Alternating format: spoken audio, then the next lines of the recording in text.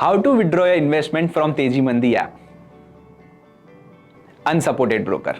To withdraw your investment from Teji Mandi app, go to the Account tab. Tap the desired portfolio under Manage Portfolios. For example, here we will be going with Teji Mandi flagship. Click Withdraw Investment and confirm by tapping Yes. Add your reason of your withdrawal. This process is mandatory. You will have to select at least one reason. Now proceed by clicking on the Withdraw Investment tab. Here you will see the list of the stocks. Manually sell orders for the listed stocks with the suggested quantity through your broker's platform. After placing all your sell orders from your broker's platform, click on Confirm Withdrawal. Review the number of orders and amount and again tap on Confirm Withdrawal. Your exit process is complete. To review your exited orders, tap on View Orders.